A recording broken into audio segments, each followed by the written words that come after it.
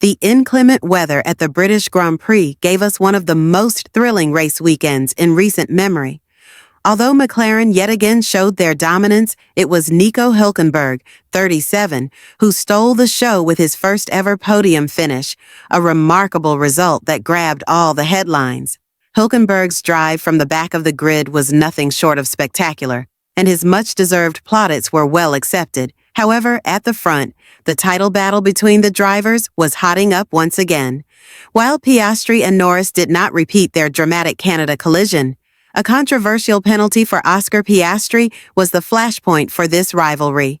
So, what happened? Why are McLaren so angry about the Verstappen incident? And what does it all mean for the title fight? Bear with me, and let's break it down. Piastri cracks. McLaren's Lando Norris takes first home victory. In a rain-drenched and eventful British Grand Prix, Lando Norris claimed his first ever home victory in front of a vociferous Silverstone crowd. But let's be real, without a 10-second penalty for his teammate, Oscar Piastri, Norris could have been nowhere near that top step. Here's why. Before the mid-race safety car on lap 14, Piastri had already built a commanding 13-second lead over second-placed Max Verstappen, with Norris in third. The car was absolutely flying, quicker than anyone on the track in the early stages. Even after the safety car restart, as the track dried out, Norris maintained his edge, still posting the fastest laps. But it all started to unravel for Piastri when the safety car came out again, this time for Isaac Hadjar's crash. As the field prepared for the final restart on lap 22, Piastri slowed down the hangar straight, which allowed Verstappen to briefly pass him. The Dutchman, struggling to see in the wet conditions, immediately complained on the radio, accusing Verstappen of brake checking. It was hauntingly reminiscent of the Canadian Grand Prix incident, where Red Bull protested a similar move by George Russell, but was denied by the stewards. This time, the stewards were less lenient. They ruled that Piastri had violated a rule that prohibits drivers from erratic braking or making moves that are likely to endanger others after the safety car lights have been extinguished.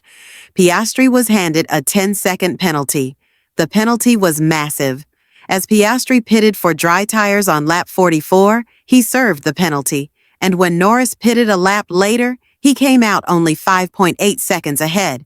But without the penalty, Piastri would have been at least 4.2 seconds ahead following the final pit stop.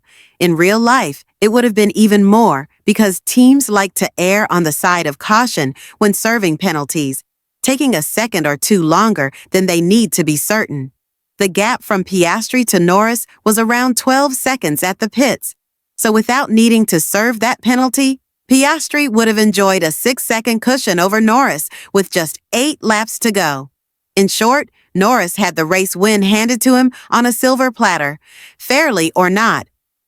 Piastri's reaction: frustration in full view. Oscar Piastri, known for being calm, cool, and collected, and for his unwavering mental strength, did not quite hold his frustration in after the race. While he had finished second and gained 18 valuable points in the Drivers' Championship, Piastri was fuming about the penalty. In a classic Piastri move, he kept things low-key on the team radio post-race, saying, "I'm not going to say much or I'll get myself into trouble." A nod to the rules that penalize drivers for criticizing officials.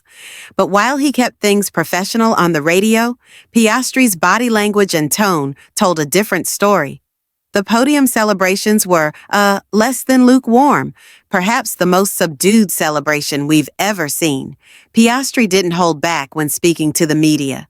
In front of F1 TV cameras, he aired his frustrations, saying, "I thought the penalty was pretty bad, but anyway, I'm glad we had a quick car today.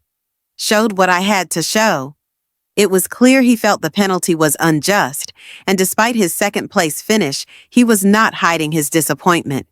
The tension was clear as he went on to ponder the decision, and it's clear that this is far from over. Piastri might have claimed the podium, but the agony of that penalty still hurts.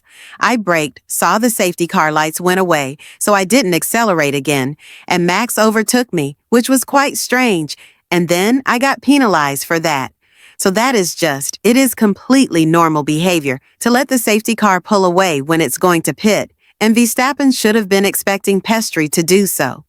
Oscar then asked whether Max Verstappen really had to move out of the way for him, or if the four-time world champion had made more of it than he had to. His answer said it all. I don't think that he had to get out of the way. I think he dealt with the first time coming back to Canada. I think you had to get out of the way more there than you did today. So, yeah, I'm somewhat confused to say the least. When Andrea Stella joined the press session with the written media late, it was because he was watching the footage of the incident again. His judgment was that the penalty was too harsh and that Max also reacted too much to some degree. We'll have to wait and see also if other competitors kind of made the incident look worse than it was, because we know that's part of the racecraft to some competitors. Definitely there's also an art of making other people look like they're doing big infringements when they aren't. So a number of things to examine at this point. Any kind of argument with the stewards will just have Piastri's penalty points removed and set a precedent for the remainder of the races that will allow other drivers to use the same level of braking pressure to slow down the pack behind the safety car. Red Bull were quite astonished at Piastri's penalty, especially after George hadn't got one in Canada. Verstappen remarked, "No one told me during the race. The thing is that it happened to me now a couple of times. This kind of thing, I just find it weird that all of a sudden now Oscar is the first one to get 10 seconds for it."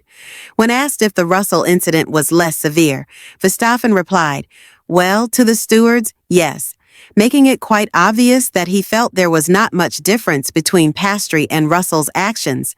Christian commented after the British Grand Prix that he wasn't surprised by Piastri's penalty, but was surprised by the inconsistency of the stewards' decisions.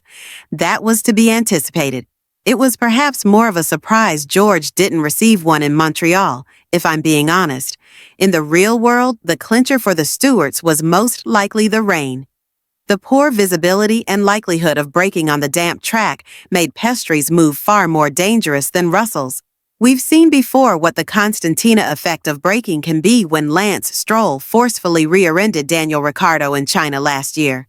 Even though there was no contact this time of year, there was a possibility of contact, and that is where the call from the steward was made. Glory for Norris. While Piastri and Hülkenberg were stealing the headlines, Lando Norris's win at the British Grand Prix must also be mentioned. But before I get into that, if you're enjoying the video and would like to see more news and analysis from this season's F1 races, then please like the video and subscribe to F1 Reverse. Thank you very much. While the podium was quite the low-key affair after the British Grand Prix, Norris's celebrations began in earnest when he got back to his team.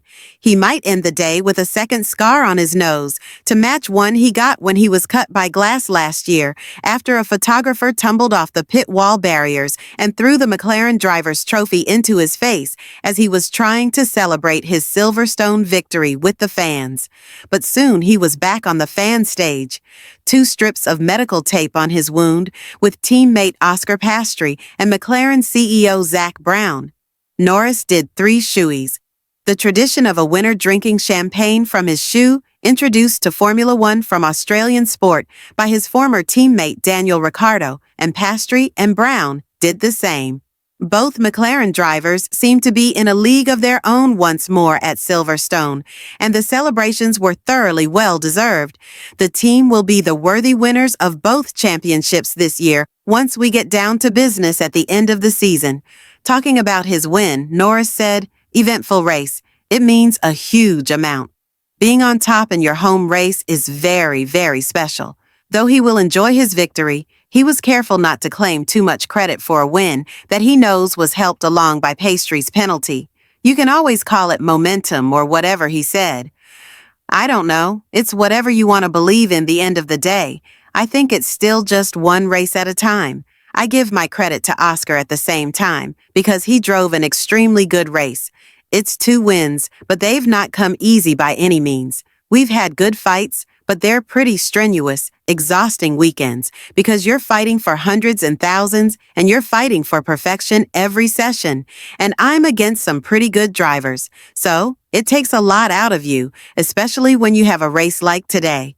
I've had 2 good weekends, and of course, I would love to continue that momentum, but it still requires more consistency. 2 weekends doesn't mean anything otherwise, and I just need to keep it up and keep working hard. There will be plenty more strenuous weekends for Norris if he is going to take this title fight all the way to the end of the season. But his performance at Silverstone showed he can be there to pick up the pieces when possible.